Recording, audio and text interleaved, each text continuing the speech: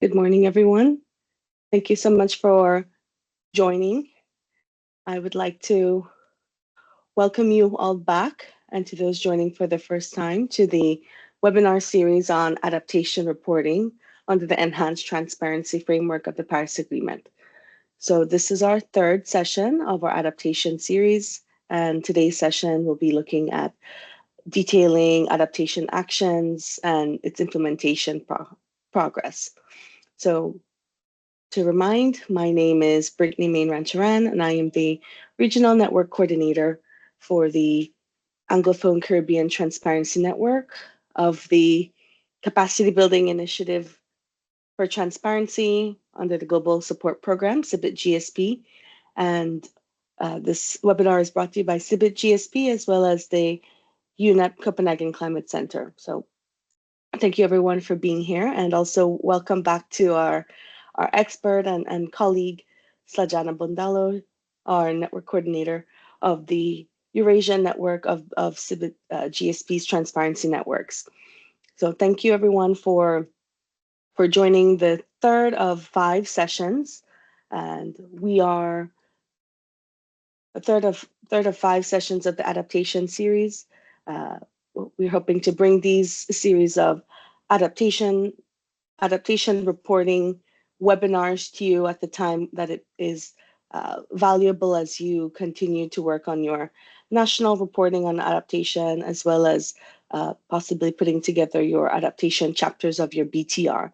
So today's sessions, we will cover the sections of the MPGs of overviewing of how to report on adaptation actions under the BTR guidance, and followed by a period of Q&A, and then we will be hearing from our country experiences from Trinidad and Tobago on reporting adaptation under their MRV arrangements, on their national adaptation plans, etc.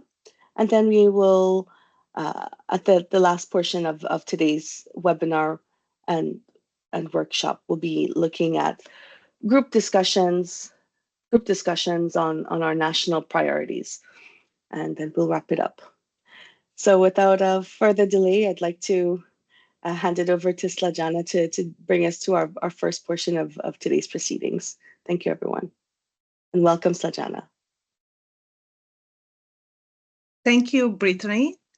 Good morning, good day to all of you, and welcome again to these webinar sessions about the BTR adaptation section reporting. So I will share my presentation and start now.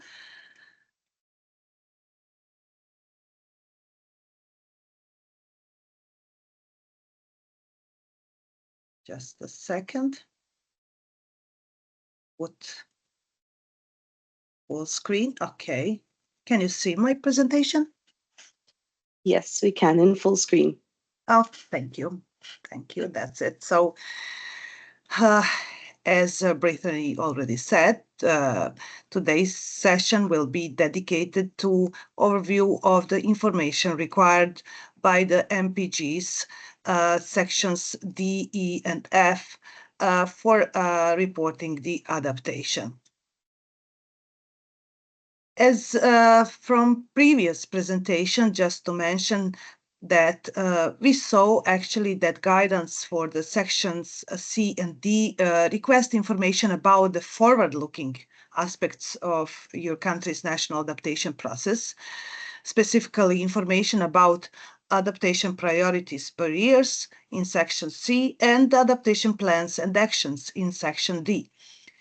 In context of the reporting, providing this information represents actually the first step in reporting on adaptation.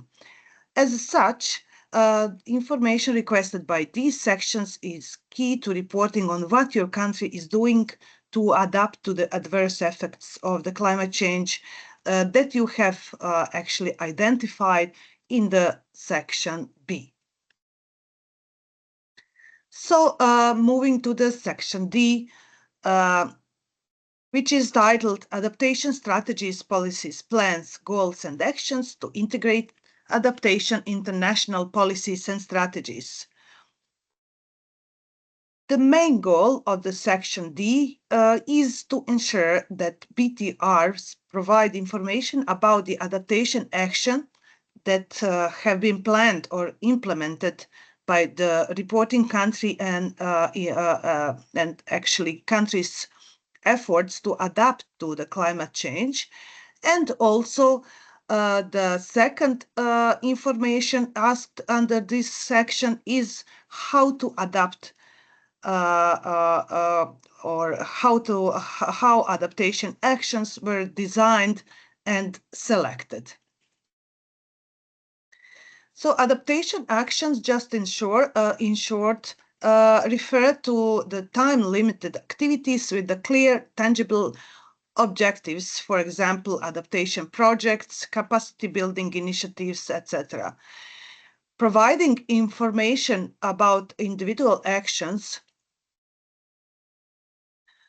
can be utilized by the countries in adaptation reporting to achieve their objectives, including to provide an overall flavor of adaptation actions being implemented across different sectors, areas, communities, to providing basic information about the actions like name, title, objectives, implementation status, and if available, also high-level information about the actions, outcomes, etc., etc. Also, some of the objectives include that this type of information provided needs to demonstrate that certain types of adaptation are being prioritized within the country, also to draw attention to the actions that are deserving recognition, and to share good practices, experiences, and lessons learned. The main request of MPGs for countries to report on adaptation actions here is found in bullet point B, which asks for information about 11 types of adaptation actions that countries could be report on. So you can see all 11 types of the information here on this slide.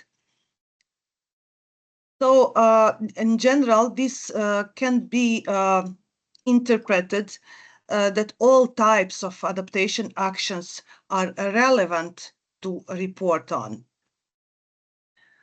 However, while bullet point P essentially make it clear that all adaptation actions are relevant to report on, bullet point E, F, and G specifically reference that adaptation actions should be reported if they either have mitigation co-benefits, constitute mainstreaming, qualify as being a nature-based solution, and this could be interpreted as a request to prioritize reporting on actions that meet one or more these criteria.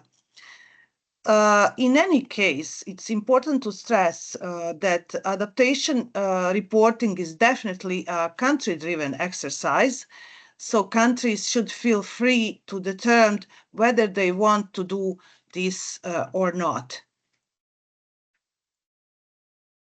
While the guidelines do a great job of identifying the broad range of adaptation actions that countries should report on, relatively little guidance is provided relating to what information countries should actually provide when they report on these actions. The only guidance in this regard is bullet point A, which might be asking countries actually to include information about how these actions contribute to the global goal on adaptation. In general, If we interpret bullet point A as asking countries to include information about how these actions contribute to the different dimensions of the global goal on adaptation, countries could meet this request by describing how adaptation actions are expected to enhance adaptive capacity, then how to strengthen resilience or reduce vulnerability to climate change, and expected to contribute to sustainable development. In other words, it will inform the reader about what impact the action is intended to have. Also, here, countries could consider providing further or forward-looking information about the planned actions being reported on, and additional information could include information about the inputs allocated to specific action, like budgets, details about the implementation, like actors, beneficiaries, scope, etc.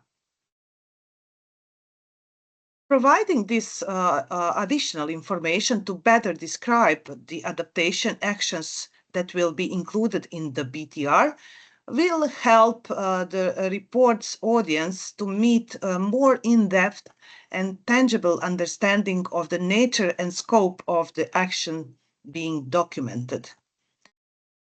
Even though it may not be practical or desirable to do this for every action being reported on, providing additional information may be of uh, interest when country wants to gain recognition or draw attention to particular action, or to use this report to share lessons learned, experiences, practices, etc. In addition to asking countries to report on their adaptation actions, the guidelines also ask countries to provide information on how these adaptation actions were designed and selected. With regards to the guidelines, Section D actually specifically asks countries to provide information how best available science, gender perspectives, and indigenous, traditional, and local knowledge have been integrated in the process for design and or for designing of adaptation actions. Also, how development priorities have been integrated into process for designing of adaptation actions, and how and to what extent stakeholders have been engaged during the adaptation planning process. Information requested by the guidelines only refers to the specific principles and good practices in designing and selecting adaptation actions. In this sense, countries may provide information on the processes through which adaptation actions have been designed and selected, like prioritization processes that follow the selection of the priority area for adaptation, and the analysis of barriers, and include process for identifying adaptation actions, processes for designing adaptation actions, and for reviewing and appraising these options over the time.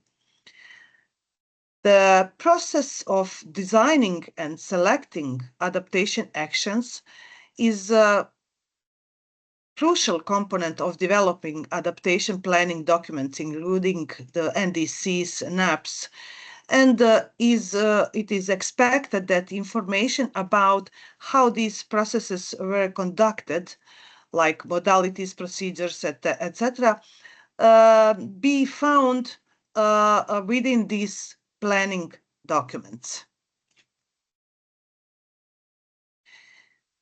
One example on how this information might be included in adaptation planning documents we can see at Fiji's NAP. In section 6 of their NAP, Fiji provides a clear and informative description of how adaptation actions are prioritized in their NAP and actually selected. This includes information about the criteria against which actions were selected and the actors or stakeholders involved in selection process. Further, this section of NAP also provides details about how ecosystem, human rights, and gender-based approaches were considered in the selection process. So obviously, including all the information provided in NAP and also other planning documents about how adaptation actions were planned and selected within the report like BTR might be a bit too much of the information. And then countries can or want to find a way for summarizing this information. So to include key points to make this information shorter and more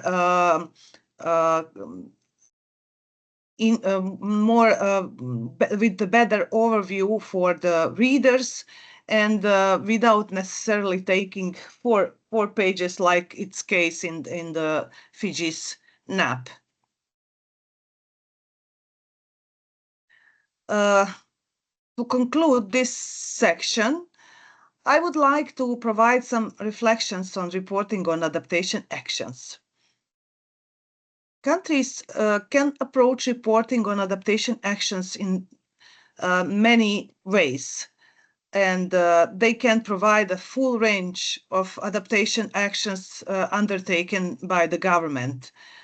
But in reality, this is the big and maybe impossible task since logistically ensuring that all adaptation is documented and tracked in centralized databases is difficult. Also, conceptual issues such as what is adaptation and what is development blur the lines about what should and what should not be included in the reports. Further, the task of reporting on adaptation would only grow in size as adaptation process of countries expand over the time.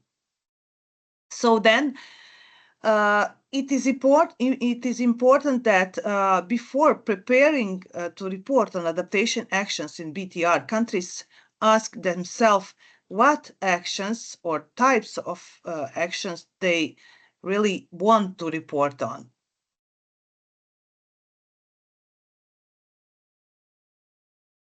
Answering this question will actually consider further analysis on what we want to achieve through reporting on adaptation actions, what will reporting on certain actions or types of actions achieve, and how much information and what information do we need to provide to achieve our objectives.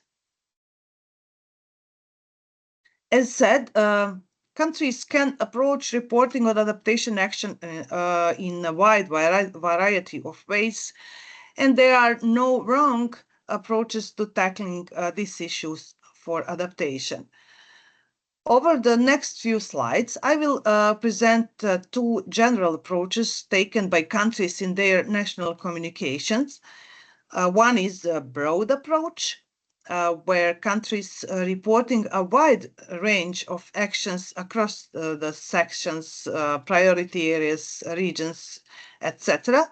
And the second one is the more dynamic approach, where countries focusing reporting efforts on the specific areas. So Australia's 7th national communication represents a good example of the broad approach. This report provides clear information on a wide range of adaptation policies and actions across key sectors at both national level and state levels. This approach give the audience a real flavor of what Australia is doing to facilitate adaptation across its sub-regional, sub-national regions and sectors. By providing all this information about a wide range of the actions being implemented, they make clear that adaptation is being integrated into policies and decision-making processes, and further also, while not all actions are described in enough details to understand their goals and scope, the report makes good use of hyperlinks to link readers to the external web pages of the initiatives, allowing interested parties, for example, domestic stakeholders, to find out more information if they so wish. Another nice feature of this national communication is that it makes excellent use of case studies. It uses these as a means of sharing more detailed information about specific adaptation actions that Australia wants to showcase. This can be used to good effect when countries want to use these reports for sharing good practices, experiences, and lessons learned. Here is an example with a different approach, South Korea's 4th national communication. In their national communication, South Korea limits its action reporting to key national policy and planning instruments that established to lay the foundation for further adaptation action.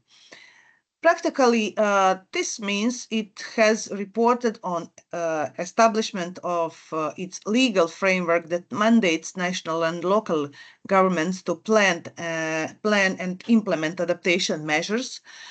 Then its 3 main adaptation strategies at national level, and its program for monitoring and assessing climate risks at the national level. So you can see that on this slide, on the right side of this slide.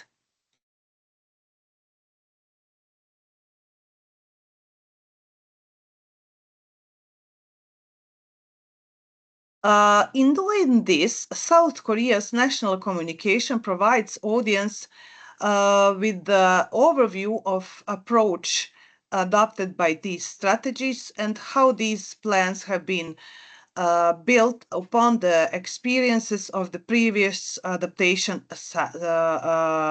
cycle. So, what the South Korea's approach doesn't do, however, is to provide any information about substantive content of these plans.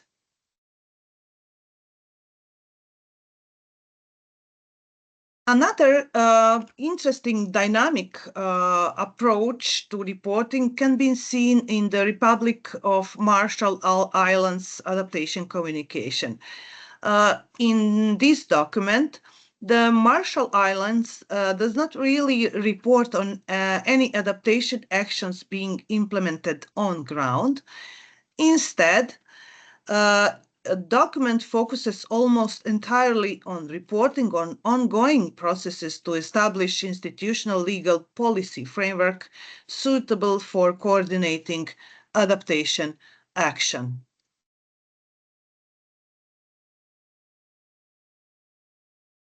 On this way, adaptation action adaptation communication describes the approach considered to establish adequate institutional arrangements for coordinating adaptation.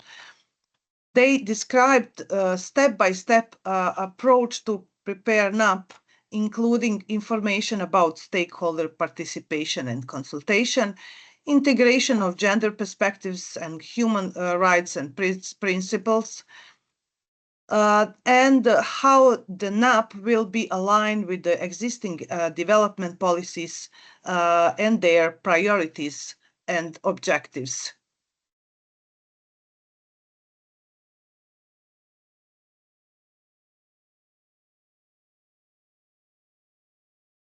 Just to summarize this, by taking the broad approach similar to the Australia, countries are able better to demonstrate that they are making progress in priority areas, including planning and implementing adaptation on the ground, highlight sectoral actions the country has planned and required international support to implement, and share success stories, achievements, good practices, experiences, and lessons learned about their country adaptation.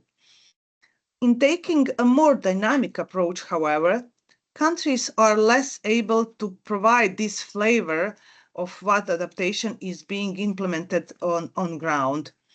And benefits of this more dynamic approach, however, is that readers can get a very clear idea of what the country is doing to facilitate adaptation on strategic level in the medium to long term, and good idea where the country is presently in this process.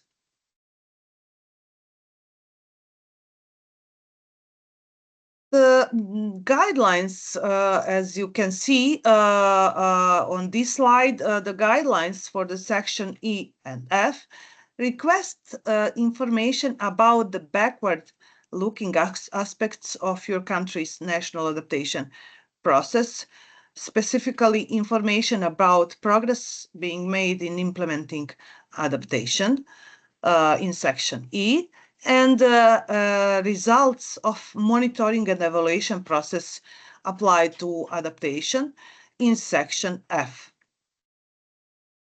So we are focusing now on the section E. The main goal is of the section E is to ensure that BTR include up-to-date information about the status of the adaptation actions that are being reported on in this document. For example, actions reported in response to the section D. In addition, section E also gives developing countries opportunity to report on effectiveness of adaptation actions that have been supported with international support. The request for information on progress on implementation is covered by the 5 bullet points in paragraph 110, and specifically more information about implementation of adaptation actions that are identified in section D of the guidelines, then implementation of national adaptation plans, strategies and policies, implementation of adaptation actions that are identified in past adaptation communication, then implementation of adaptation actions that are identified in adaptation component of the NDC, and implementation of adaptation actions that could be categorized as establishing institutional arrangements, establishing new legislation or regulation, or mainstreaming climate change in existing policies and legal instruments.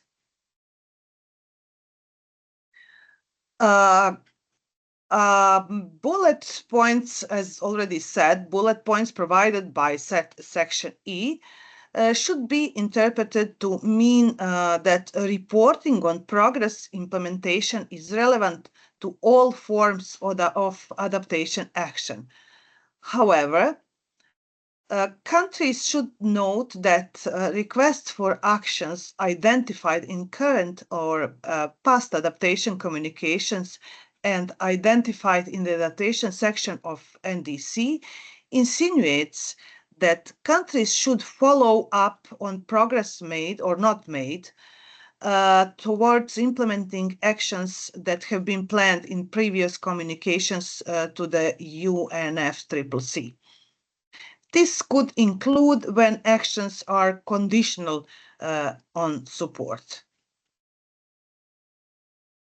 Additionally, for adaptation programs, strategies, policies, bullet point B asks countries to provide information about the steps that have been taken to formulate, implement, publish, and update them. With the specific reference to national adaptation plans in bullet point B, may be a hint that NAPs might be considered that the primary target of this request. To meet this request, authors, countries could aim to provide a description of the entire process of formulating, executing, and updating relevant action. For NAP or similar adaptation program, this would involve describing its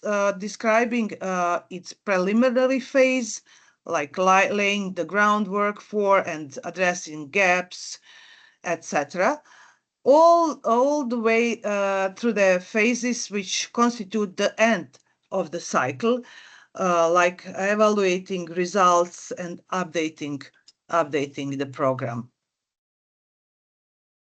To clearly indicate the implementation status of the actions, countries can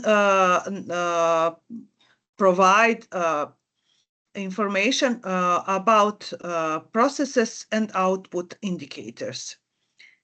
In selecting these indicators, countries could choose to use indicators that are specific to the adaptation action being reported on, like indicators that could describe milestones reached by the actions, like 6 kilometers of the seawall constructed or adaptation relevant law drafted, etc., etc.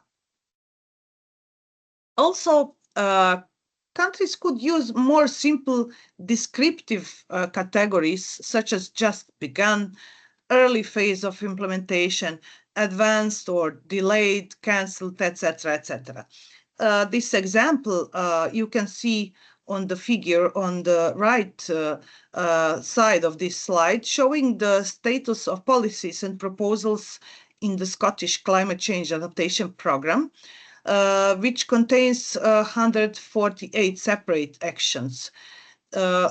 Just to note here that this type of the presentation of implementation only really works when reporting on progress in implementation or in implementing of the plans and strategies. Moving on to the other request covered by section E, which asks developing countries to provide information about the effectiveness of international support provided for the adaptation.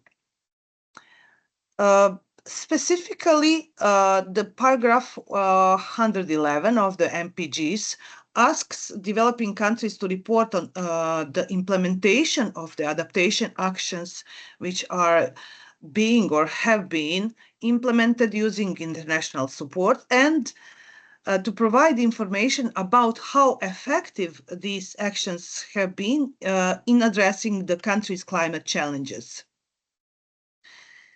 As such, this aspect of the paragraph 111 is asking for information about the results and successes of the internationally supported actions and how these results and achievements compare to the actions' initial objectives. Also, to providing information about the effectiveness in paragraph 111, developing countries could also use information about internationally supported adaptation and its effectiveness as a basis for adaptation, for additional commentary concerning the adequacy of the international support they received for adaptation in relation to their specific vulnerabilities and adaptation needs. In other words, you could report on whether you consider the support being provided to be enough given the size of the climate changes you are facing. In fact, doing this would be allowed actually by Section F, paragraph 113, which states parties should provide information about how support programs meet specific vulnerabilities and adaptation needs. In this case, the term vulnerabilities and adaptation needs would refer to specific challenges and needs identified by countries within their national adaptation communications and NDCs. So moving to the section F.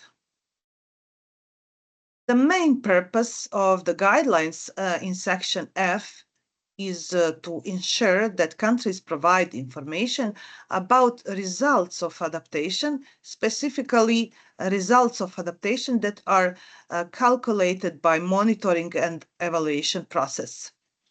In addition to this, the guidelines are also asking countries to include information about how these results were determined and to be transparent about where this information comes from. The first section is on results of adaptation.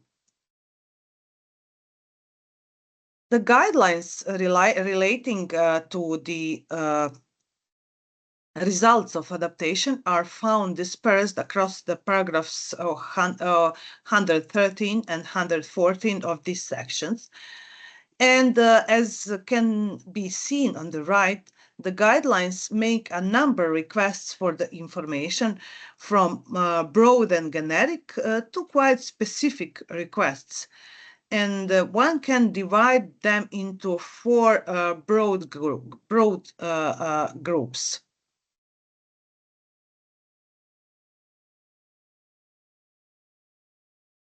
So the first are those that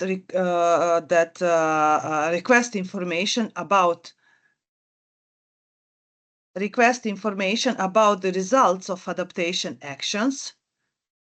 Then those that request information about evaluation of the success of adaptation actions and processes.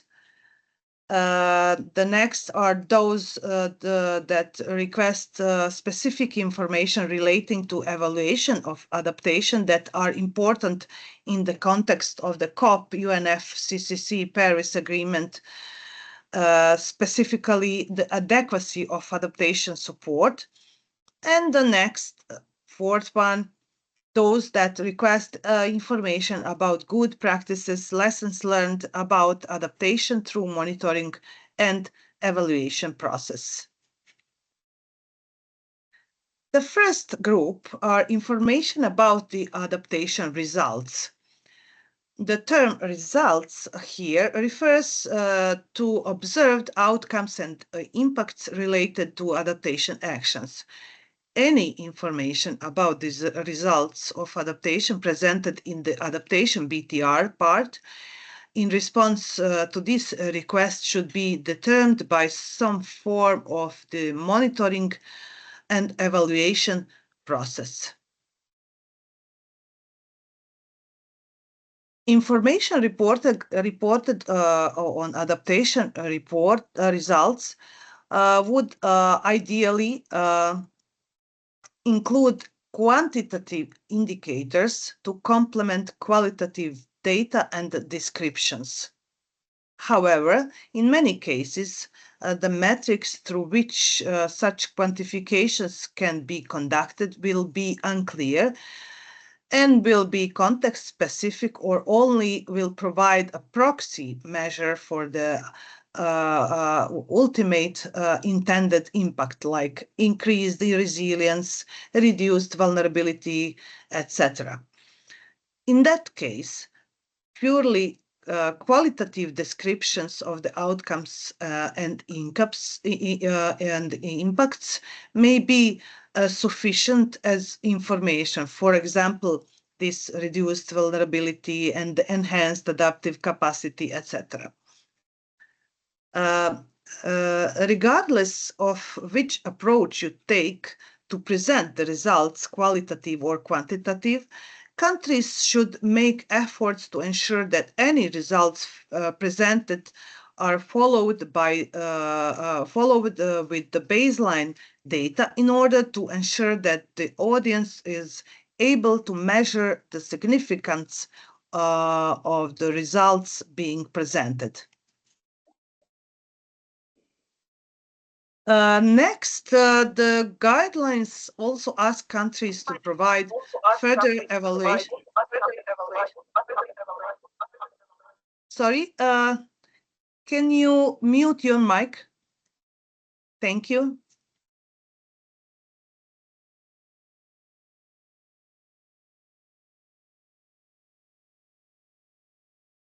The next.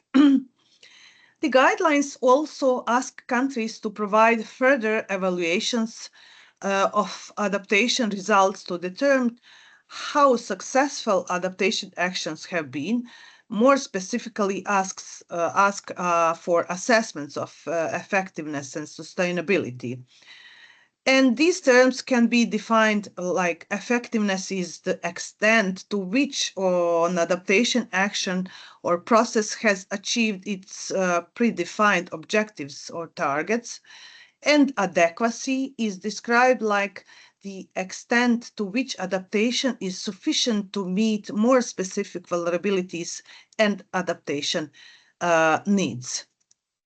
Then sustainability is defined as the ability of an action or intervention to continue to achieve its desired outcomes and impacts.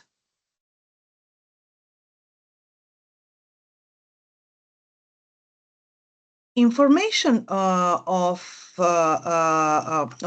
adequacy and effectiveness are crucial for understanding if progress in adaptation is being made. And they can be assessed by using a mixture of input, process, output, and outcome indicators being monitored, and additional evaluation processes like stakeholder consultation, expert reviews, etc. As these assessments require significant time and resources to implement, for most countries, it seems likely that the majority of information relating to the effectiveness, adequacy, and sustainability of adaptation will be limited to flagship adaptation actions like NAP, for which monitoring and evaluation systems are increasingly being developed. And where this information is available, it will likely be generated through mid-implementation and post-implementation reviews designed to inform changes to adaptation policy, strategy, and plan in question. Section F also asks countries to provide information related to specific questions that correspond to decisions. And first request of this nature is how support programs meet specific vulnerabilities and adaptation needs, which actually relates to the adequacy of support provided, which I've already covered in relation to similar guidelines in section E. The second and final request of the section F also ask for information relating to specific questions that are embedded in Paris Agreement, like how adaptation actions influence other development goals. This request is asking for information if adaptation is contributing to the realization of national development goals. Evaluating this would likely involve using development indicators and possibly further evaluations to evaluate what effect adaptation is having on your country's key development goals. The next section of the next request by the section E asks countries to provide information about how these results were determined. And it does by asking countries to provide information about the approaches and systems used and their outputs, assessments of the indicators for how adaptation increased resilience and reduced impacts, when adaptation is not sufficient to reduce impacts, and how effective implemented adaptation measures are.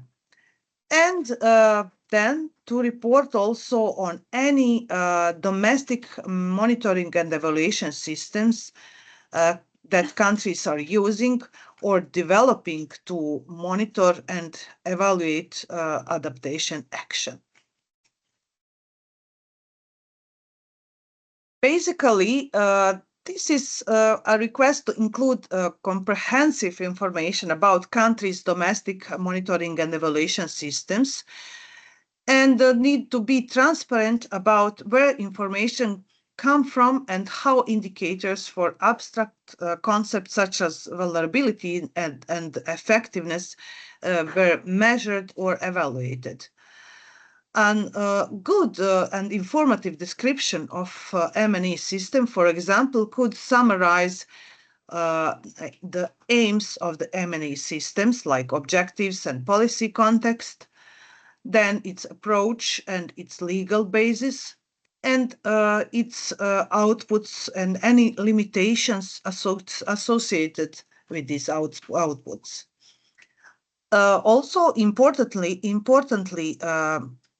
for countries that are in the process of establishing of their national system for monitoring and evaluation of adaptation, but have not yet reached a satisfactory level, they could provide a description of what has been done so far to develop this system and what is still to be done for this. Also, to adequately provide information necessary to achieve this, countries could provide descriptions of the indicators used to monitoring results of the adaptation and assessment methodologies used to determine what these mean for effectiveness, adequacy, resilience, vulnerability, etc. Then, how indicators and assessment methodologies were designed, any assumptions upon which the indicators and assessment methodologies are based, and the limitations associated with these assumptions. In all of these cases, providing this information in adaptation BTR itself could end up becoming long and cumbersome. For that reason, countries should consider utilizing cross-referencing. The best way of this is through hyperlinks, in order to provide the report's audience with access to this information. Practically, this can be feasible only if linked documents are online and publicly available, and available in the same language as a BTR. To conclude this presentation, I would like to provide some final reflections on reporting on the implementation and results of adaptation. So the extent to which countries can include information about the progress of implementation and adaptation results in their BTRs will ultimately depend on the presence and capacities of the M&E systems to track actions implementation and generate information about results. So then there should be a general conclusion that countries can only report against the guidelines presented here to the extent which their capabilities allow. In reality, this means in the short term, periodic reporting on results through BTRs is likely to be light on the ground, as many countries are yet to fully operationalize or even just starting developing their M&E systems for adaptation. And also periodic reporting on the more methodologically complex aspects of the guidelines might be even further away. For example, simply reporting on changes in outcomes and impact indicators observed. So in any case, this could improve, hopefully, as countries get better and improve their monitoring and evaluation systems for the adaptation. So I'll stop here and would be eager to answer any of your questions. Thank you very much for your attention. Thank you very much, Lajana, for the very, very comprehensive overview of these three sections of the MPGs for the adaptation BTR. That's D, E, and F.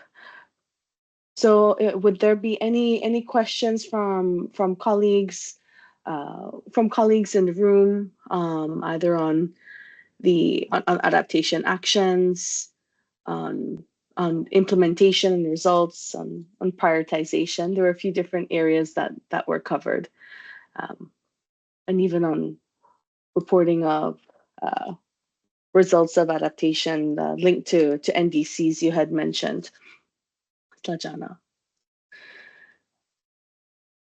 Are there any countries who have started this process for their adaptation reporting, for their BTR or otherwise? If I just may say that development of the monitoring and evaluation systems is very challenging for vast majority of the countries. So I see also some great examples of the countries that already developed the systems, but they are still not operational. And also there are some of the countries that have developed their systems and they are fully operational. So there is a variety of the situations among the countries, but from this point and with this knowledge, I can say that from my recent visit to Asian countries and Adaptation Academy that we had like 10-15 days ago, I know that some countries there are stating they developed their monitoring and evaluation systems and they are functional. So I was really pleasantly surprised with that. So many countries actually there reported that they have established monitoring and evaluation systems, while, for instance, in region where that I coordinate, which is Eurasia, not so. I'm not sure that there is any system, monitoring and evaluation system, that is fully functional for adaptation. So, yeah, the countries are struggling with the identification indicators, with the providing data, with the data gaps, lacks of capacities, etc., etc. There are different issues, but really we hope that the countries will overcome these difficulties and establish at least some basic system for monitoring and evaluating adaptation, and to be able to report on results of adaptation, actually. Excellent.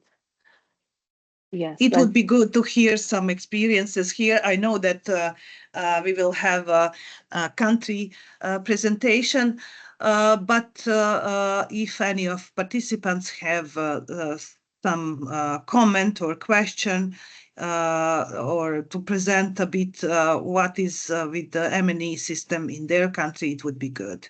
Or in general, in implementation of the adaptation measures and actions. Adequacy of the international support is also one interesting question issue that countries, analyzing their implemented projects, etc., etc. So it would be interesting to hear here your experiences with that. Thank you. yes, thank you. Yeah, that last point you made is definitely often one that's interesting and often common in this region and various other regions in the developing world. Colleagues, any comments or questions for Slajana from the first segment, or exchange on your part? If not, then I would like to ask you a few short questions before we get to our country experience. So let me, and it will be on this content here.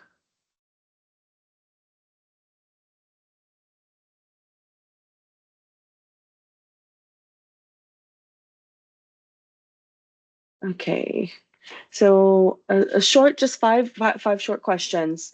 So I'd like to invite you to go to www.menti.com and enter the code that's on the screen, or you can also scan the QR code that's on the screen to get started with 5 short questions on this area. And this will also give you some time to reflect on maybe some of your own national or personal experiences. Okay, have one person in. Just give a couple thumbs up if you're in. Okay, perfect. Thank you.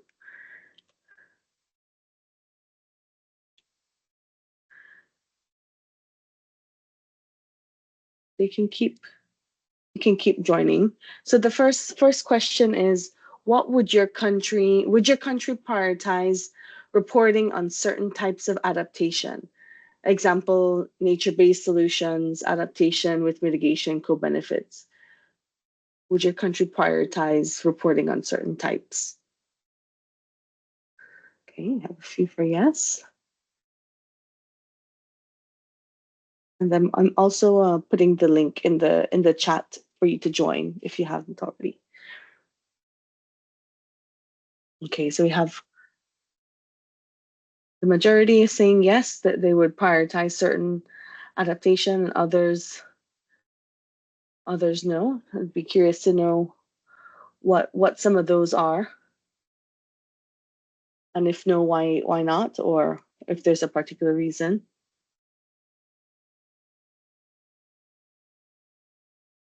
Next. Okay, so if yes, if you chose yes, that if your country would prioritize different types of adaptation, which types would be prioritized? So Jana had given a few examples: nature-based, mitigation co-benefits, or if you have particular sectors that would be prioritized or focus areas. Okay, nature-based solutions, water management. And we know that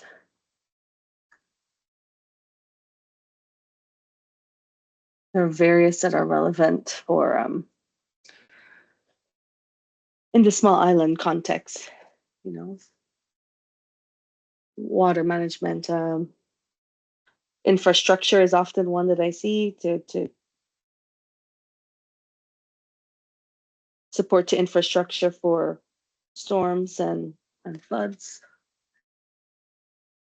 Okay, what's EBA? I'm not think I'm familiar with that one. Energy, water management, coastal protection, climate-based solutions, coastal mitigation, flood reduction, coastal flood reduction. Excellent. Okay, and if anybody can put what EBA is in the chat, I would love to hear what it is. Okay, so clearly lots of things on coastal protection, water management were those apparent. And the other question, have adaptation considerations been mainstreamed into any of your country's national development strategies? Okay, immediately, yes, I know that for some. Okay.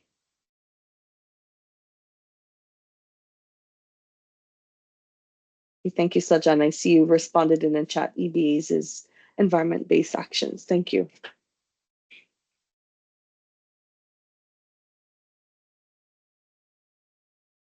So what, if you're thinking of these, what type of international development strategies are these? Your NDCs, or do you have particular adaptation related strategies or legal instruments that are relevant? Curious to know. You can also put in the chat, and you have a place here. Which of these for those 10 that they're included? Which of the national strategies do you have adaptation linked to at home?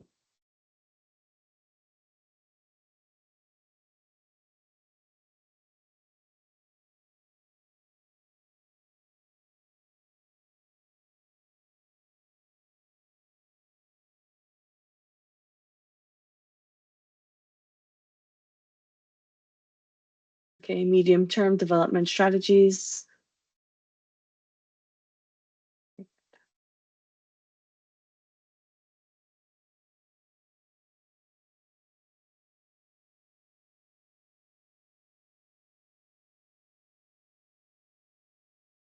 And definitely NDCs. I think this region has almost all countries in this network at least has adaptation in their NDCs, whether mostly, if not all, development plans, local area adaptation plans. So okay, more specific to an area or a portion of the country.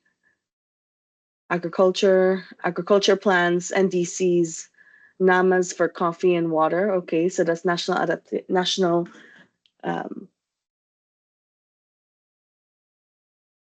Okay, so that's linking some mitigation co-benefits, right, for coffee and water, or coffee and water plants, agriculture strategies. Excellent. Thank you, colleagues.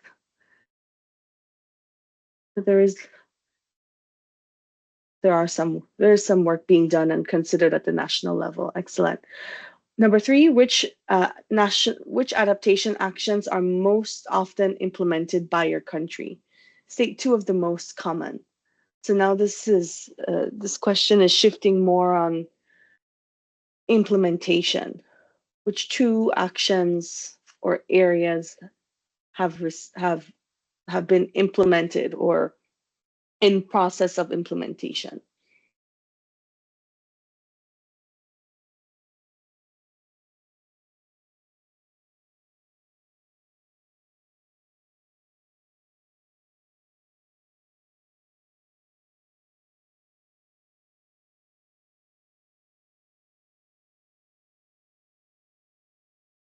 Okay.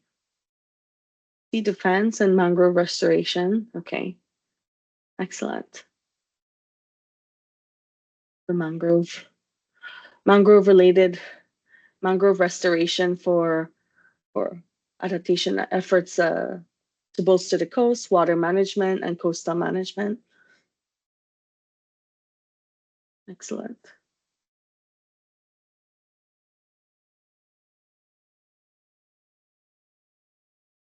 Currently, national adaptation plans, energy sector, in the energy sector, as well as coastal management. Very good. And as you're thinking of these, I'd like to think, and I'm curious as to why, right? Why these are implemented? Is it because they're the most important, or they're the easiest to implement, or if you have existing laws that facilitate work being done? Okay, so you have tourism and buildings. Tourism, I imagine, is another big one, especially for the Caribbean. And buildings and infrastructure. Very good. Okay. Flood protection, energy resilience, infrastructure such as road and drainage. Excellent. With the frequency of storms and systems, infrastructure is a big one, right? Okay. Thank you, colleagues. Thank you so much for your responses and for your participation. Yeah, these are some questions to jog some of the national activities, and I think it's if others wish to raise any questions or make any comments from their responses, dear, we still have a little bit more time to do so. But thank you so much for your responses. Clearly, this region is is strong and forthcoming in adaptation actions, and uh, well, understandably so, considering that this region is one of the most affected by climate change on a year-to-year basis, with frequency of storms um, and hurricanes. So thank you so much for your participation. I would now like to hear a little bit more from the national perspective, and I would like to introduce and welcome our colleague from the Ministry of Planning and Development of Trinidad and Tobago, an adaptation specialist in the ministry, Ms. Aditi Bisram Singh. Welcome. Please join us, and we'd like to hear more from you on the experiences from Trinidad and Tobago, what has been done in terms of your recent national adaptation planning and your experiences in developing that, and work in reporting on adaptation, on prioritizing your sectors, etc. Okay. Hi, good Welcome. morning, and well, thank you, Brittany. Can I just get a thumbs up that y'all are hearing me clearly? Or indicate, please? Yes, we can hear It's you fine, and right? see you.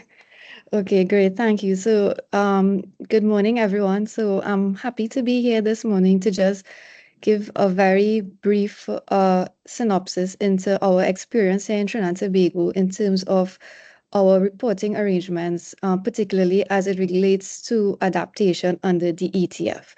So at this point, I just have a very brief presentation. I'm going to take off my camera to be able to share my presentation. Um, let me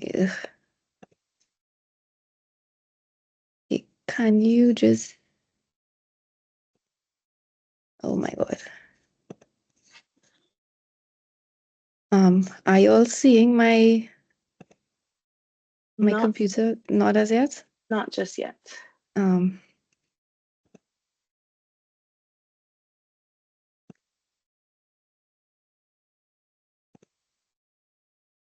Okay, let me know.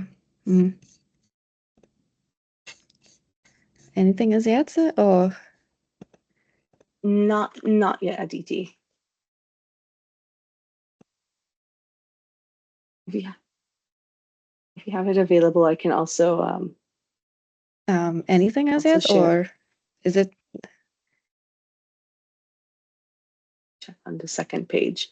So nothing as yet, but if All right, seems as though I may need to email it to you. All right. Oh. Okay. Can I just email it to you quickly? not a problem. I'd be happy to share it. Okay. All right. Sorry about that. Just give me a sec. Problem.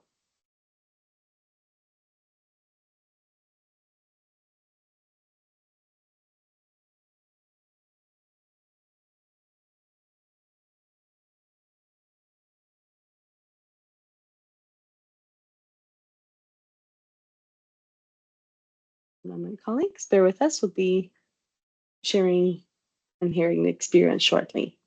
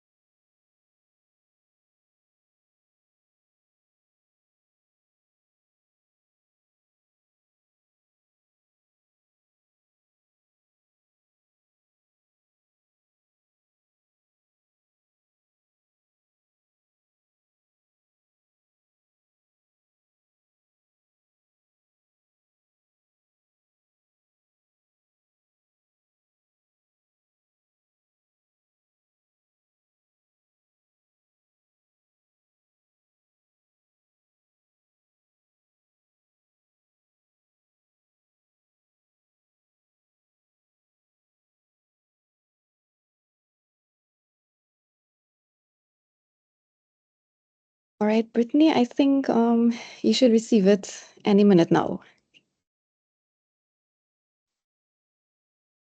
Okay. 30 seconds.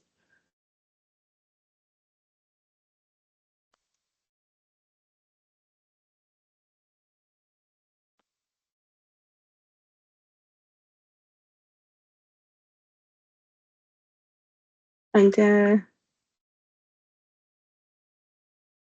just in the meantime, you can also try one more time. I have redone your permissions, so it's possible that you're able to one last time, but I'm still Okay, let me... waiting to receive it.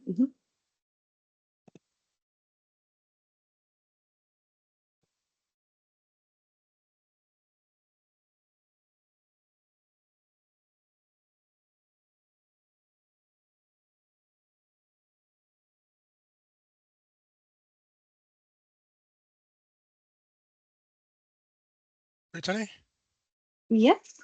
just an observation. Does Aditi have permission to share? Did you give her that permission? Yes, she has permission to share. Okay, good. Thanks. Yes, thank you. This hasn't been an issue before, so. Yeah, it's a bit strange too on my side. I'm guessing you have you received it, because I sent it from my Gmail account. Oh boy.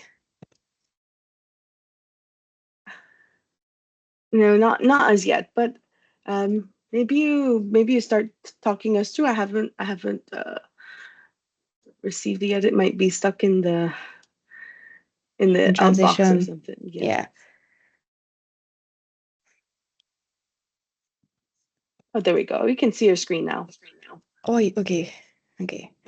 So, all right. So is it up by chance? Yes, it's up. Okay. All right. So, sorry about that IT delay, but as I said, I don't really have much of a long presentation this morning. The main idea really is to share a bit of our country experience here in Trinidad and Tobago in terms of reporting adaptation under the ETF, as well as give you all a brief a summary into how we would have developed our national adaptation plan, as well as the developmental process and how we intend to go about monitoring the implementation of our NAP or National Adaptation Plan. So, sort of just setting the basis for everything.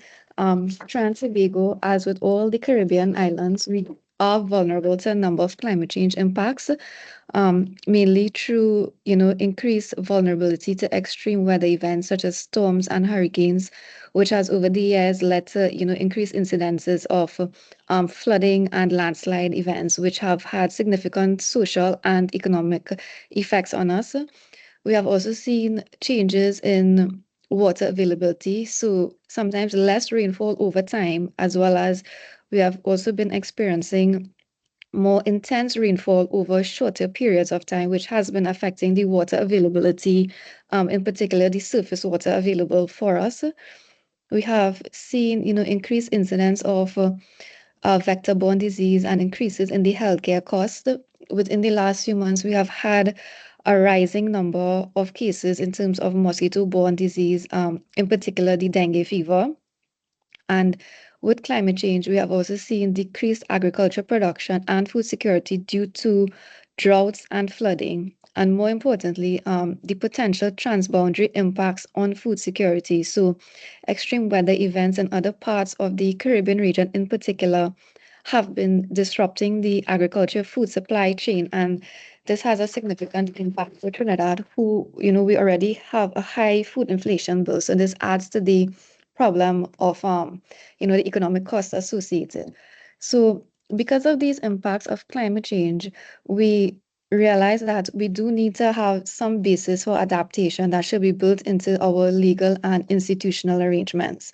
So at a national level, adaptation has actually been considered at the policy level. So firstly, we have adaptation built into our National Development Strategy of 2015, and under the thematic area of placing the environment at the center of social and economic development, this strategy, it actually speaks to adaptation by talking about the need to determine areas of greatest climate risk, as well as designing and implementing adaptation actions for the vulnerable sectors. We also have our National Environmental Policy of 2018, which one of the strategic areas talks about addressing climate change and environmental and natural hazards as one of the 6 priority areas for Trinidad and Tobago. We are also guided by our National Climate Change Policy of 2011, and this is also aligned with the requirements of the UNFCs. And our climate change policy actually commits our government to strengthening the institutional arrangements for research, modeling, assessing vulnerabilities, and developing adaptation actions in the country. And of course, we would have had of most recent our National Adaptation Plan, which has been really developed to enhance the adaptive capacity of all sectors while simultaneously contributing to sustainable development and building long-term resilience to the effects of climate change. And of course, we are also guided by our international reporting arrangements, and more particular, our BTR reports and the adaptation communications. And just so you know, maybe for future, we have submitted our National Adaptation Plan, our NAP, as part of our adaptation communications to the UNFCs.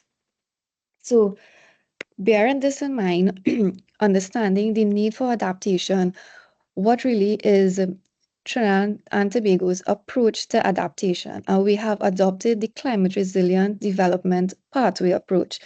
And why we have done that is our government. So we have recognized that the management of climate risk through adaptation, it requires flexibility as new information is required at both the national and global scale, that is as the conditions change both nationally and internationally. So therefore our adaptations need to be assessed and needs to be changed as needed. So the benefit of us adopting this, what we call the adaptation pathways approach, is of benefit for us because it allows us to identify no regret or low regret interventions. It support us here as the policymakers in prioritizing adaptation decisions that are beneficial to all. It helps us to meet, our short-term and long-term adaptation needs. It promotes collaborative learning, adaptive planning, and adaptive capacity. And it also helps us to account for complexity and long-term change, including the potential need for transformative change.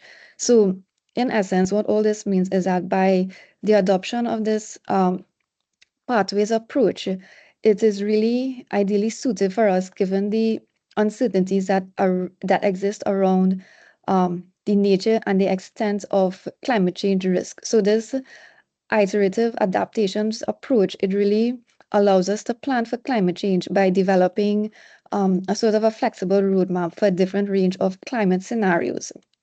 And of course, it utilizes a number of approach for adaptations that ensures, cost-effective adaptation measures against the short-term effects of climate change, while ensuring the short-term effects of climate change is met, while also building long-term climate resilience through climate-smart low-emission pathways. And this too is in consistency with what our national climate change policy states and the objectives of the climate change policy. So with that in mind and understanding that, Trinidad and Tobago, we have developed our national adaptation plan. And basically, this plan was developed to support the adaptation efforts in Trinidad and Tobago.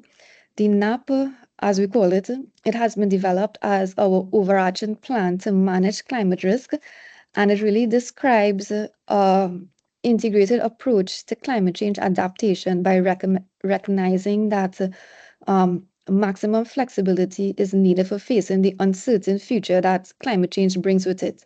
And it adopts this climate resilient development pathways approach that I would have just previously mentioned.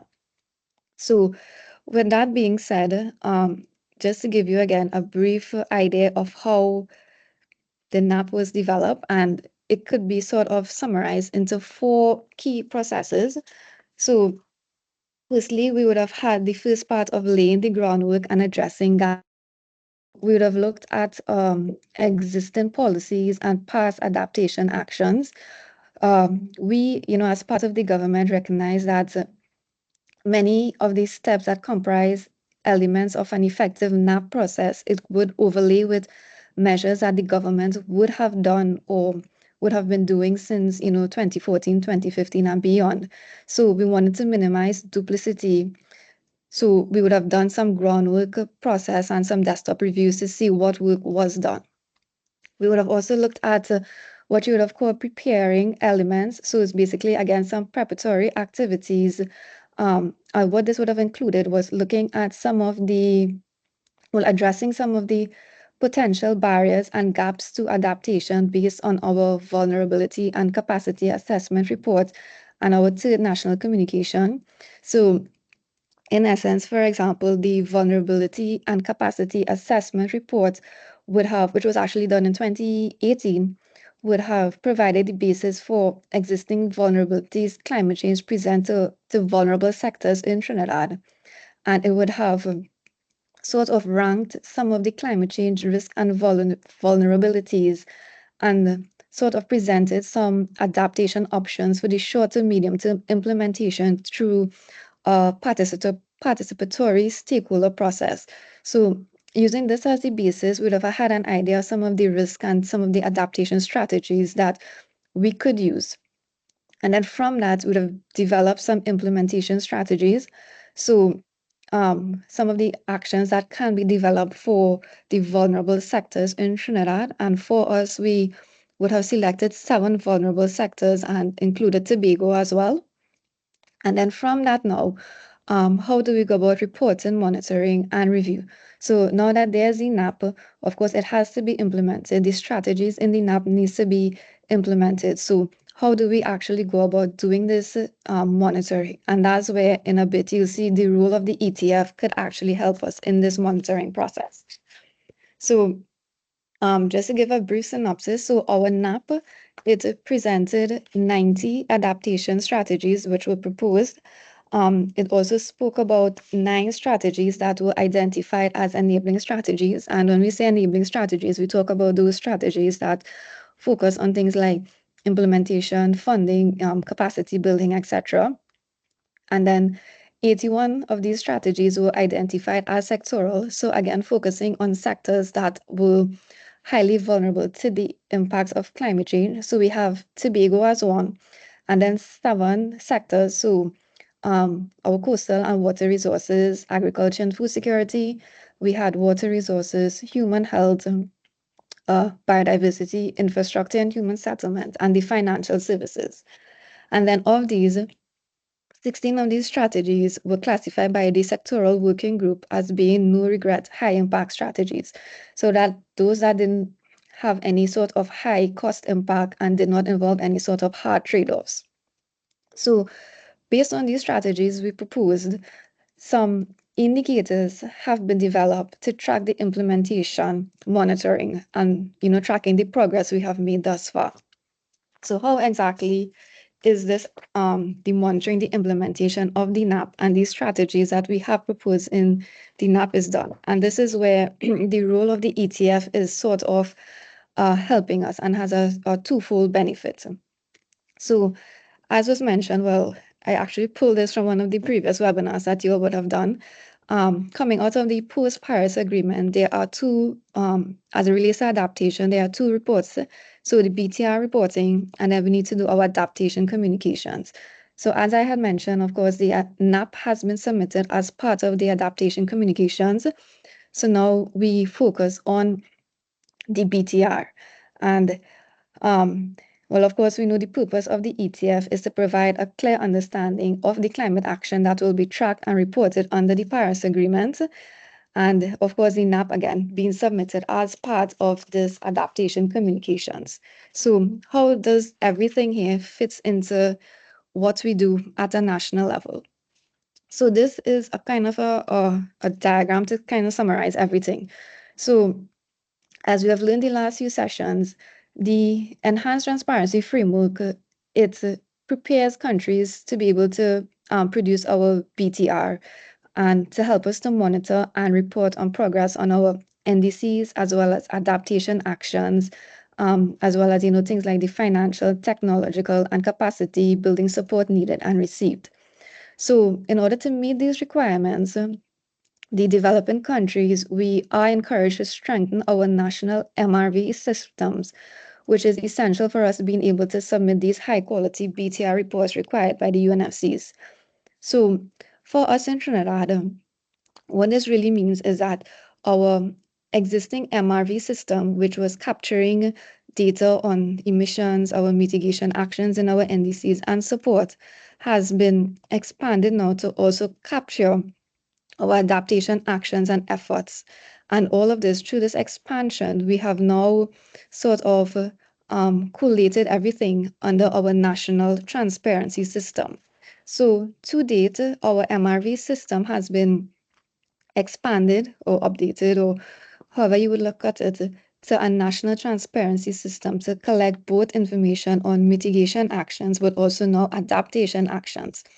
And the benefit for us now is that through this national transparency system, we are able to report, firstly, to fulfill all our reporting obligations, so international reporting obligations, but also because of the information and data that will now be coming through the national transparency system, it also helps us in the national planning process, and it helps us to measure the implementation of progress of those 90 strategies that I would have said that are part of our national adaptation plan.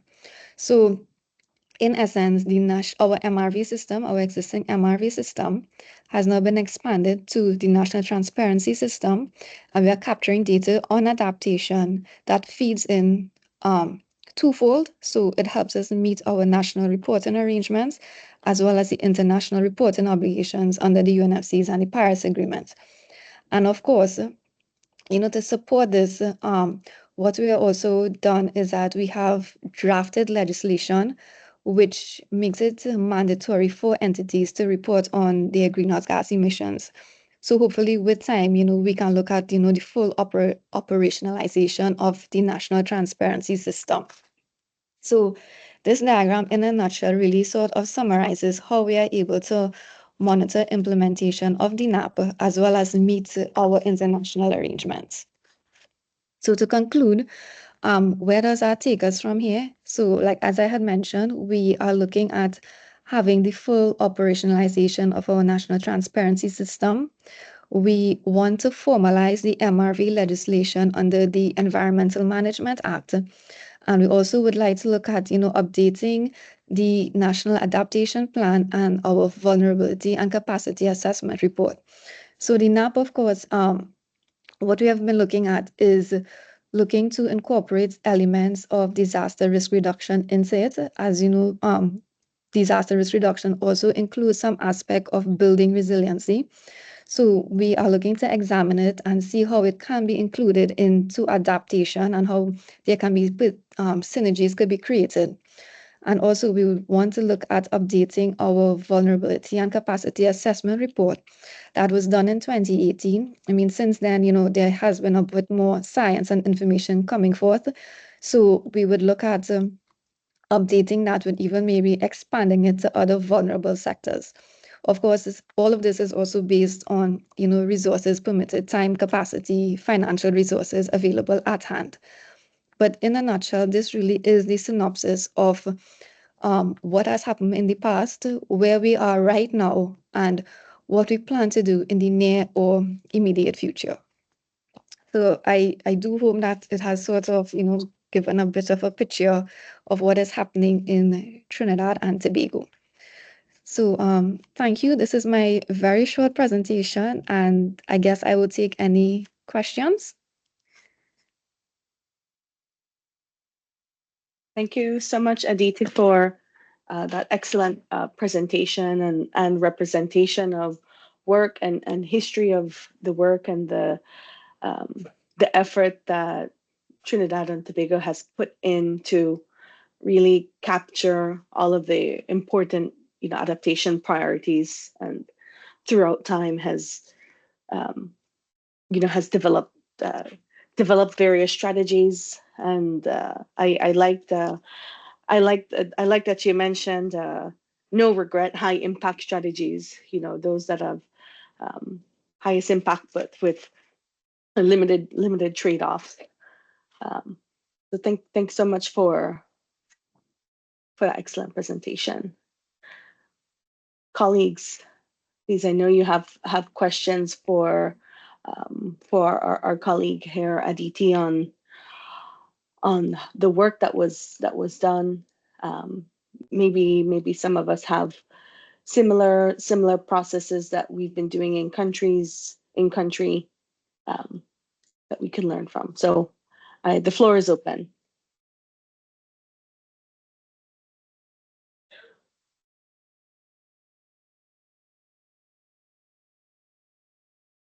Ansel, please go ahead. Thanks, Brittany, and thanks, Aditi, for that wonderful presentation. And certainly, I think commendation is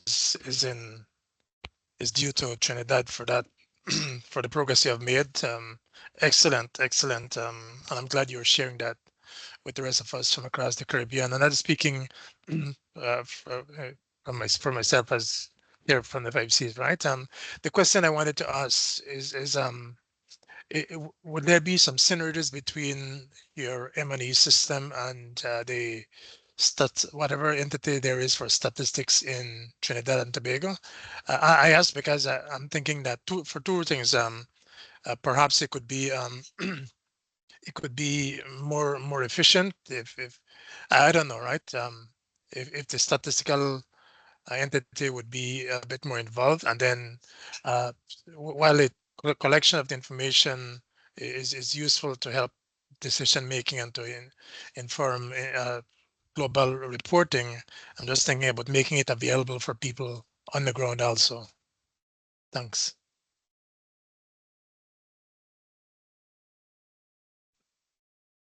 Okay, thanks for that question. So just to make sure I'm understanding clearly, if you're asking if our National Statistical Office would also be playing a role in our MRV system, right? Yes, if the linkages. Yeah, there will be some linkages as we begin to operationalize our what we call our National Transparency System, the NTS system. There has been some work going on where we are training entities, to be able to collect data to help us to report. And I do think the CSO, which is our Central Statistical Office, has been involved in that process. They have been undergoing some of the training as well to be able to collect that data and information.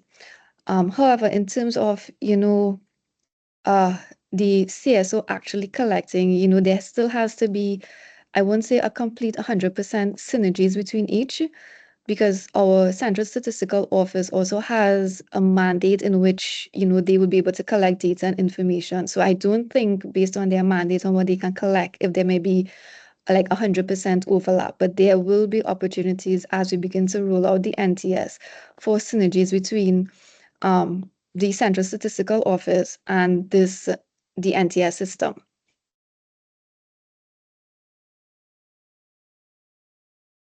I hope that's clear.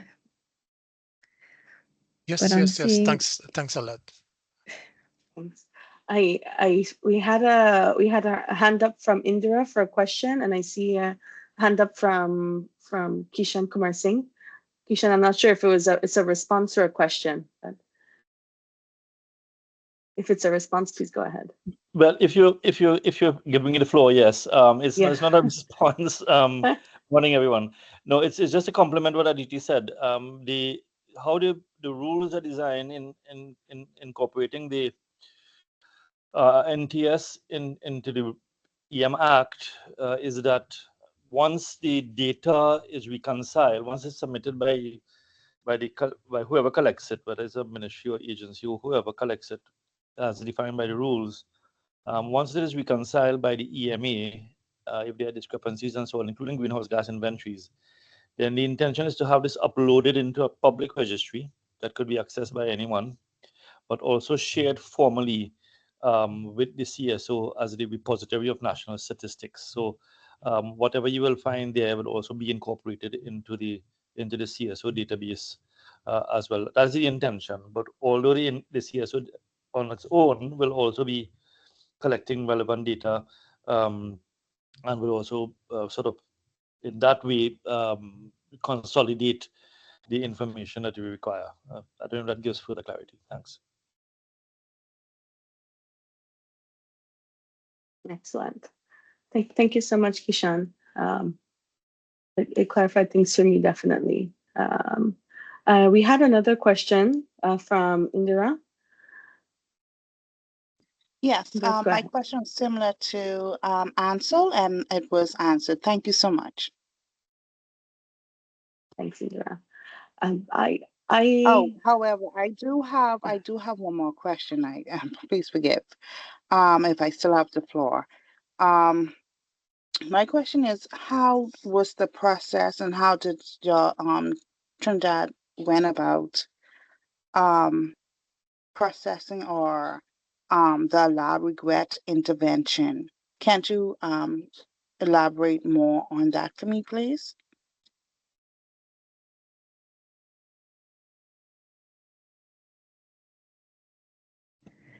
Yeah. Can I defer that question to Mr. Kumar Singh if he's still online with us? I am, except that I didn't hear it all that well. If you could be repeated. Yes, basically I'm asking how was the process, how did y'all went about regarding the allow regret intervention? How was that step I guess developed or incorporated? Okay, I'm still not getting you very clearly, but you're asking how the no regret measures were identified. Is that it? Yes. Right. Okay. So this was based on consultation. This was based on the whole process. All of the information we gathered under the capacity assessment, the risk analysis, the vulnerability analysis, and so on in the various sectors, and in consultation with the sectors, the sector experts, and those in the jobs and in the health sector and agricultural sector and so on. With them, we developed the indicators, and they were able to reconcile what was found in the studies and the assays with what they do on a routine basis. And this is precisely the approach that we are using, and it's to integrate climate resiliency into the national development process.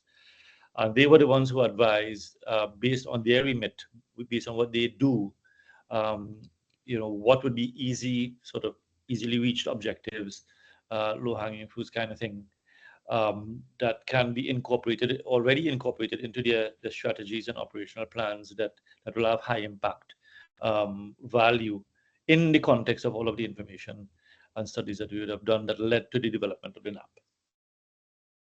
So this was guided by the sector experts and identified by the sector experts.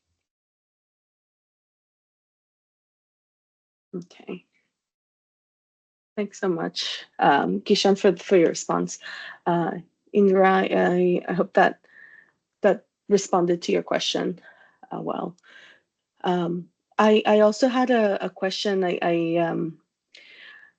Noting that the transparency system that Trinidad and Tobago has in place, it started, the focus started from the mitigation side and inputting and collecting data and having a system to upload and share data from mitigation, whether it was your greenhouse gas inventory, indicators for your NDC.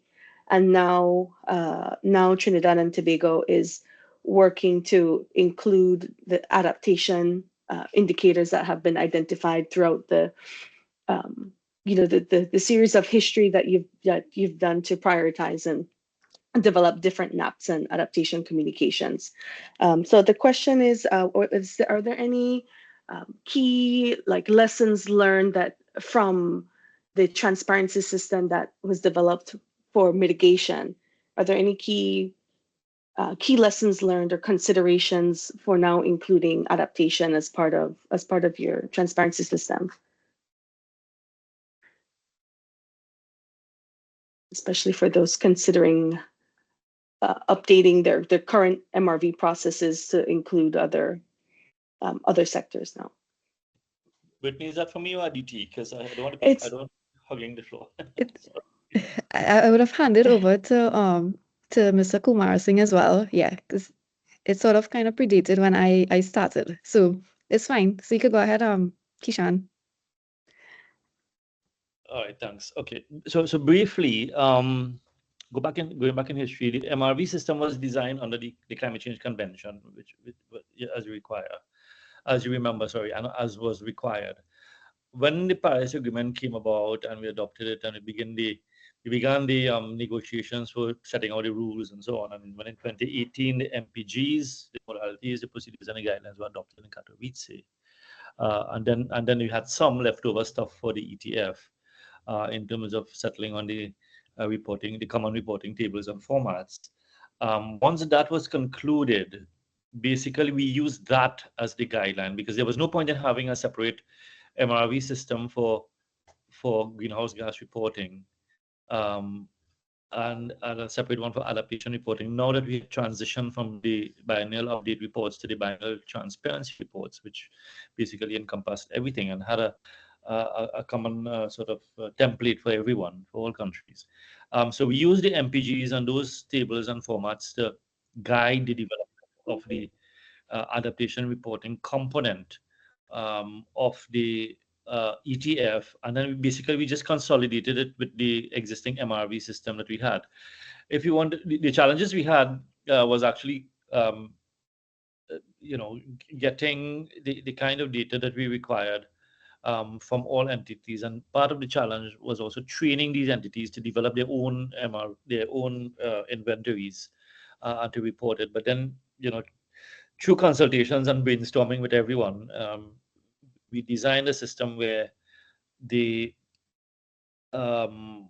database is managed by and hosted by the Environmental Management Authority, which is the regulatory authority, and there is someone, Trina, on the call from the EMA who looks at that very aspect and who could probably contribute to this response as well if she wishes. Where we have a digital platform, we had developed manuals, templates for stakeholders to follow, to input their information, their inventories, and so on, to do QA/QC on their inventories. So all of this training was done over a period of time, starting from 2018, in fact, and still goes on. And so the system now is designed where these emitting entities, and soon to be those who collect adaptation-related data, can log in to the database and submit their inventories or the information as required, that will be required under the rules, the legislation that we have developed. But it is happening now on a voluntary basis in any event. But just as a synopsis, when they do that through a secured password, then it is received, and that password is only known to the EMA and the submitting entity. It undergoes a secondary check by the EMA for QA/QC, and if there are any discrepancies, it is resolved and then uploaded into a public registry, as we said. So the challenges really was, how do we design a user-friendly interface, but maintaining the kind of transparency, accountability, and integrity that is required under TACCC process specifically. And I'm answering your questions because you asked specifically about the MRV and inventorying. So it was a bit of getting everyone to understand what the TACCC meant, what the transparency framework meant, and to design something that was user-friendly for those submitting data. Of course, the next step will now be to refine the regulations through the same kind of consultation and consultation process with stakeholders before it is enshrined into a legal mandate, which will then be managed by the Environmental Management Authority, under whose act and remit the legislation would then fall. So that's it in a nutshell. So it was the MRV first.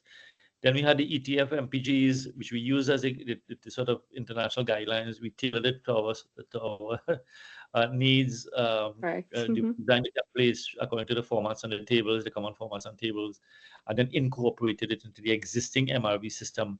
So MRV is equal to ETF. No, MRV plus ETF is equal to NTS. If I put it in the equation. Thanks. Thanks so much. I think we'll have to definitely put that on our closing slide.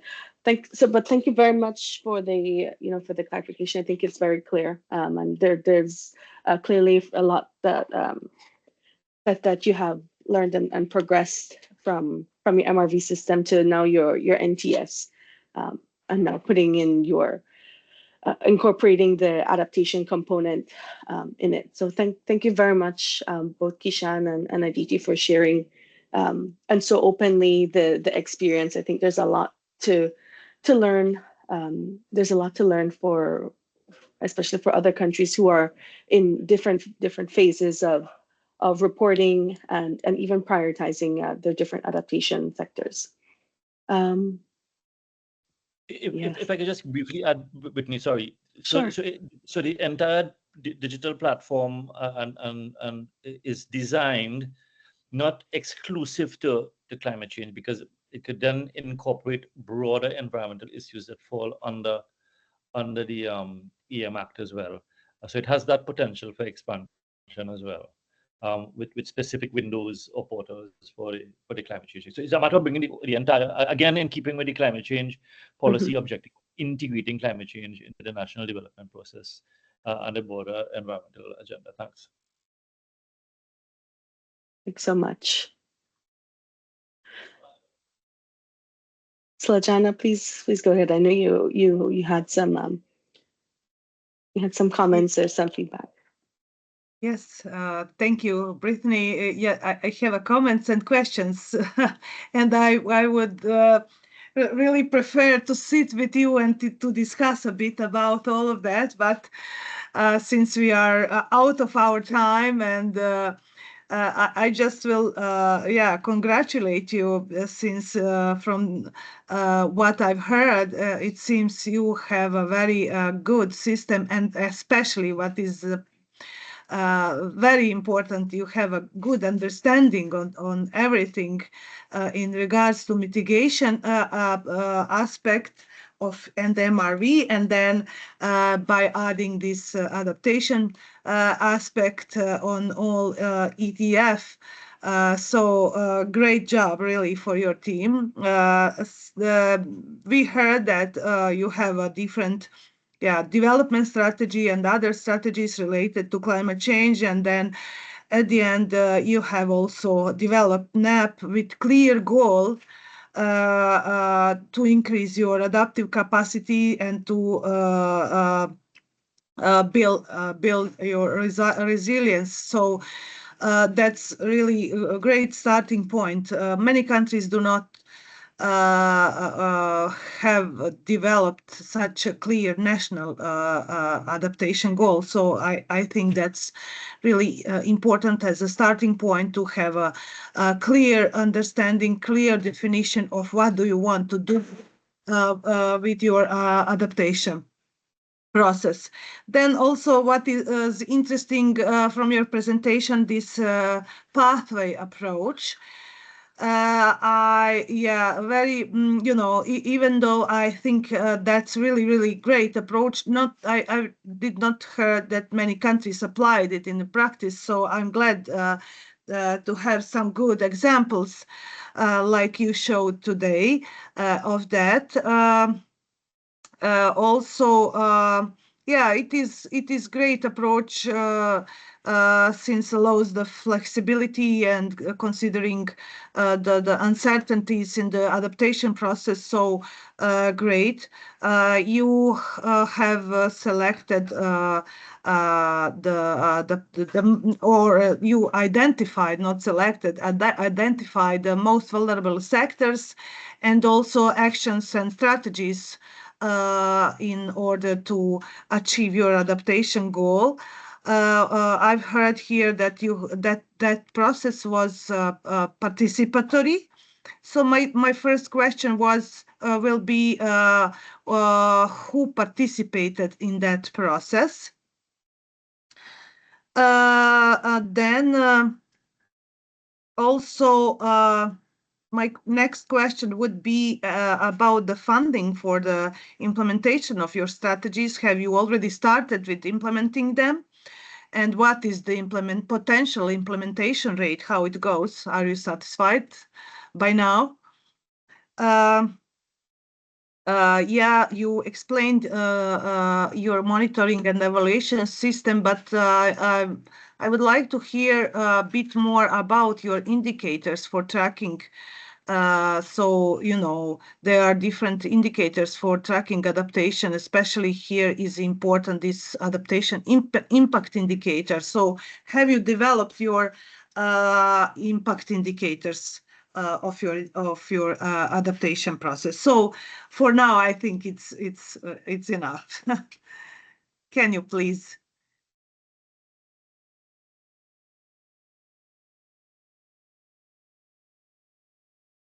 Yes, colleagues, if you have. Aditi? So, okay, no, I think, okay, so Mr. Kumar Singh was coming. Yeah, so you could go ahead.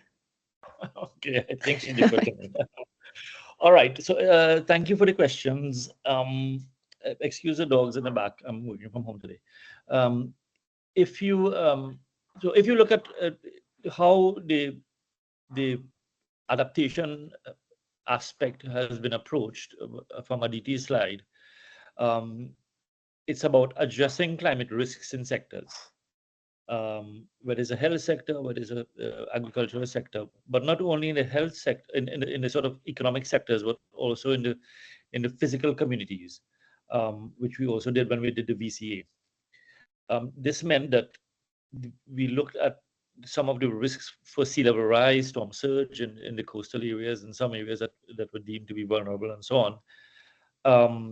And in engaging stakeholders, we of course looked at the sector experts. I think I had mentioned that, but we also looked at the community at the ground level, people who live in the community, people who understood the challenges.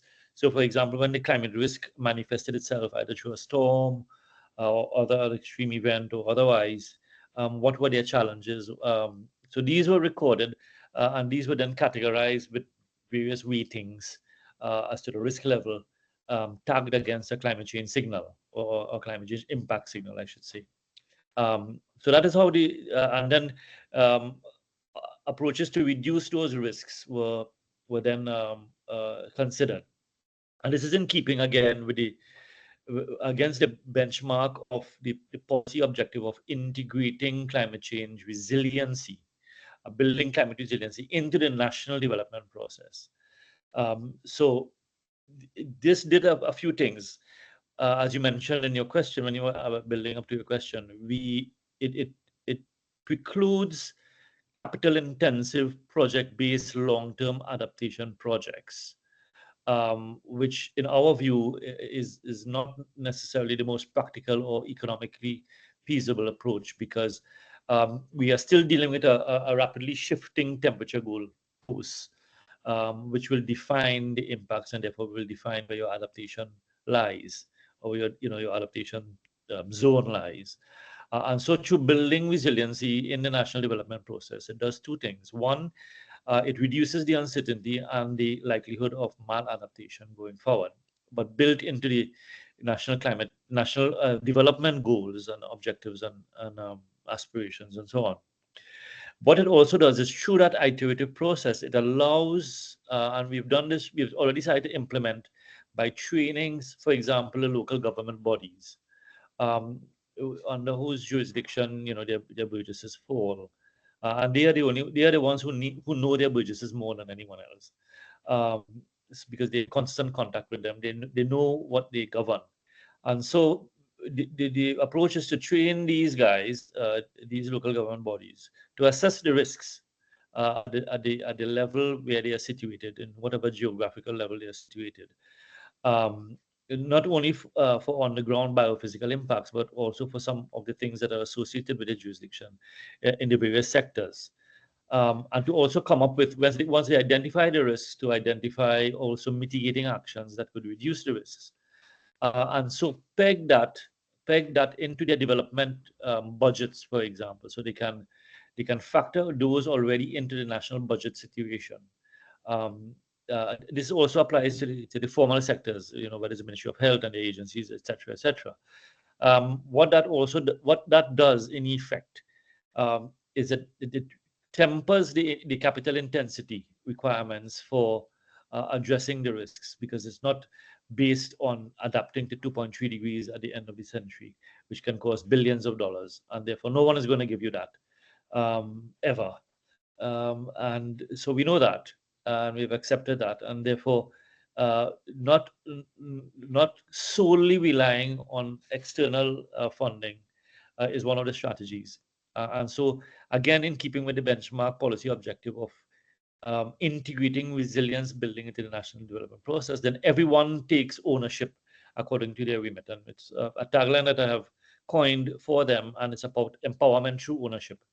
And therefore they are able to factor into their recurrent budget, into their public sector budgets, what would be required in their development programs for addressing these climate risks, whether it's flooding, whether it's coastal inundation, whatever risk portfolio they eventually end up with, depending on their geographical location and their sort of economic structuring in the regions.